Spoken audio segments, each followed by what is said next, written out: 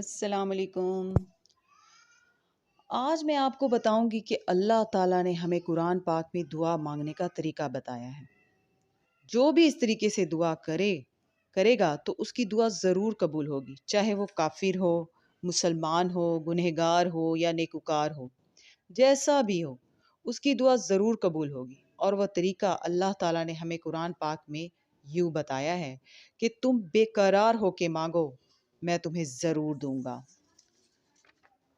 کچھ بھی نہیں کرنا، بس اللہ کے سامنے عاجزی سے، چپکے سے اور روک کر ہی دعا کرنی ہے۔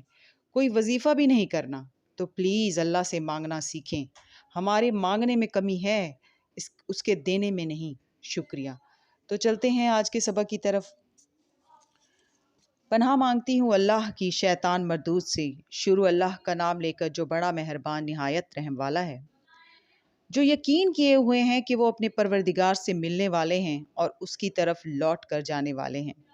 اے یعقوب کی اولاد، میرے وہ احسان یاد کرو جو میں نے تم پر کیے تھے، اور یہ کہ میں نے تم کو جہان کے لوگوں پر فضیلت بخشی تھی۔ اور اس دن سے ڈرو جب کوئی کسی کے کچھ بھی کام نہ آئے، اور نہ کسی کی سفارش منظور کی جائے، اور نہ کسی سے کسی طرح کا بدلہ قبول کیا جائے، اور نہ لوگ کسی اور طرح مدد حاصل کر سکیں۔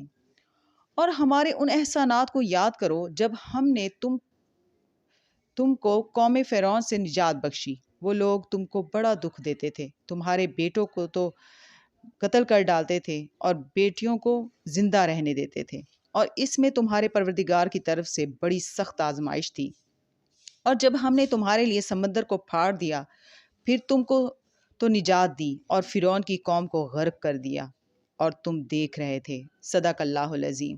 کل انشاءاللہ اگلی 5 آیات کے ساتھ ملیں گے۔ اللہ حافظ۔